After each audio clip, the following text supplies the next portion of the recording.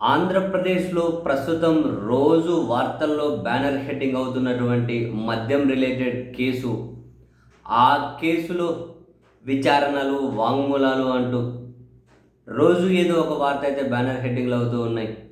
ఈ క్రమంలో ప్రతి విచారణ టార్గెట్టు, ప్రతి వాగ్మూలపు టార్గెట్టు, ప్రతి అరెస్టు టార్గెట్టు జగన్మోహన్ రెడ్డి గారి అన్నది సుస్పష్టం.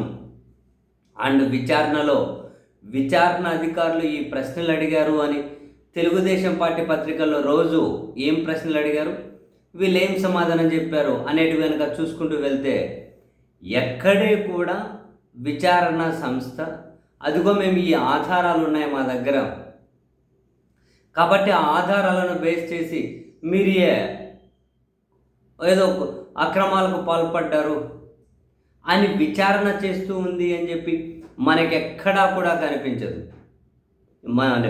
వాళ్ళు ఏం విచారణ చేస్తున్నారు, ఏం ప్రశ్నలు అడుగుతున్నారని ప్రశ్న సమాధానం అన్నీ తెలుగుదేశం పార్టీ పత్రికల్లో ప్రింట్ అవుతూ ఉన్నాయి. మనం అవి కనుక పూర్తిగా చదివినా కూడా ఎక్కడే కూడా విచారణ సంస్థ ఇప్పటి వరకు ఆధారాలను ఫైండ్ అవుట్ చేసినట్లుగా తెలియదు, కనిపించడం లేదు. అంతా జగన్కి చేరాయా, జగన్కి సంబంధమా, జగన్ చెప్పాడా, ఇవే ప్రశ్నలు. అండ్ చాలా క్లియర్గా మనకు మరొకటి కనిపిస్తుంది. విజయసాయి రెడ్డి గారు సరే వైసీపీలోనూ అప్పుడు ప్రభుత్వంలోనూ కీలకంగా ఉన్నారు కాబట్టి ఎవరెక్కడ సమావేశం అవుతున్నారు, ఎవరెక్కడికి వెళ్ళారు ఏంటి అన్న అవుట్ ఫ్రేమ్ అయితే తెలుస్తుంది కదా ఇన్ఫర్మేషన్.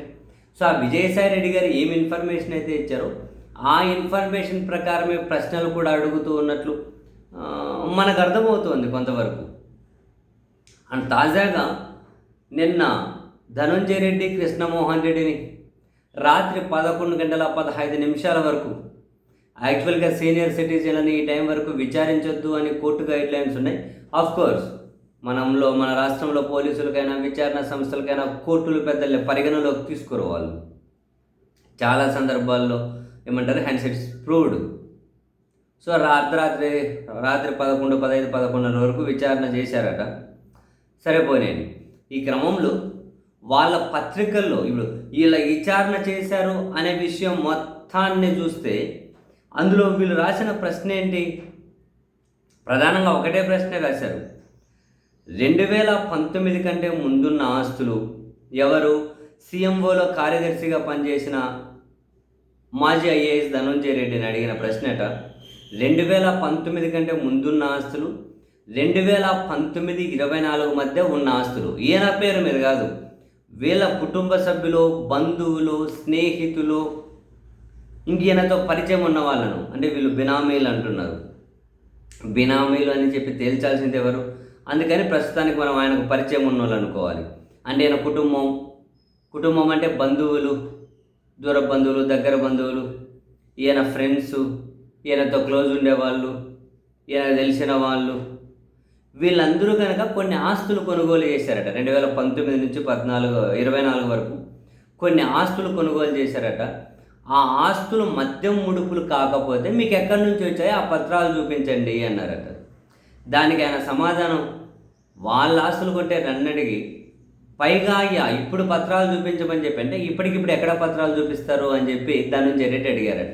వ్యాలిడే కదా, వాళ్ళ బంధువులు ఇంకెవరు తెలిసిన వాళ్ళు ఆస్తులు కొన్నారు కదా, ఆస్తులు మద్యం ముడుపులే కదా అన్నది విచారణ సంస్థ అడిగిన ప్రశ్నేట. ఆస్తులు కొన్నారు కాబట్టి మద్యం ముడుపులని విచారణ సంస్థ ఏం చేయాలి, ఈ మద్యం ముడుపులు అదిగో ఇక్కడి నుంచి వచ్చాయి కాబట్టి మీరు పెట్టారు అని చెప్పి చూపించాలి. మామూలుగా అది కొన్నారు కాబట్టి అది మద్యం ముడుపులే కదా అని చెప్పి విచారణ సంస్థ అంటుందట. కాదు అంటే పత్రాలు చూపించండి అని.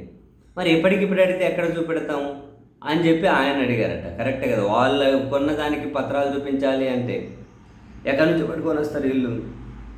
అంటే ఇప్పుడు వీళ్ళు ఏమన్నా కనుక ఇన్ఫర్మేషన్ చెబితే ఆ ఇన్ఫర్మేషన్ బట్టి మేము విచారణ చేశాము, అది విచారణలు ఇవి తేల్చాము అని విచారణ సంస్థ ఏమైనా చెప్పదలుచుకుందేమో అర్థం కావడం లేదు.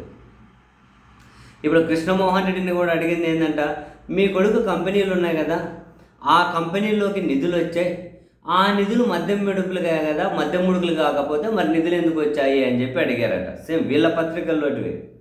అవి మద్యం ముడుకులు కాకపోతే మరి నిధులు ఎందుకు వచ్చాయి, ఎట్లా వచ్చాయి, ఎందుకు పెట్టారు వాళ్ళు దాంట్లో పెట్టుబడులు? సో మరి ఇవన్నీ చూస్తే ఎక్కడో విజయసాయి రెడ్డి గారు ఇచ్చిన సమాచారాన్ని ఆధారంగా చేసుకునే ప్రశ్నలు అడిగినట్లుగా అనిపిస్తూ ఉంది. అండ్ విచారణ సంస్థ ఇప్పటి వరకు వాళ్ళంతకు వాళ్ళు తేల్చిందేమీ కనిపించట్లేదు.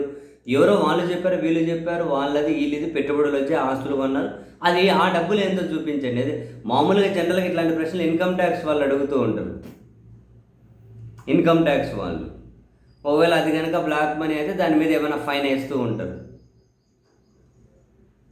మరి ఇక్కడ విచారణ సంస్థకు ఇంక వేరే 150 ప్రశ్నలు అడిగారు అని రాసుకుంటూ వచ్చారు. ఈ 2 ప్రశ్నలే ఈ పత్రికలు అయితే రాసుకుంటూ వచ్చాయి. మిగతా ప్రశ్నలు ఏంటో మనకు తెలియదు. సరే, ఈరోజు సుప్రీంకోర్టులో అయితే ఉంది వీళ్ళ ముందస్తు బెయిల్ పిటిషన్కి సంబంధించి, విచారణకు సంబంధించి. అక్కడ సుప్రీంకోర్టు ఎలాంటి నిర్ణయం తీసుకుంటుందో చూడాలి.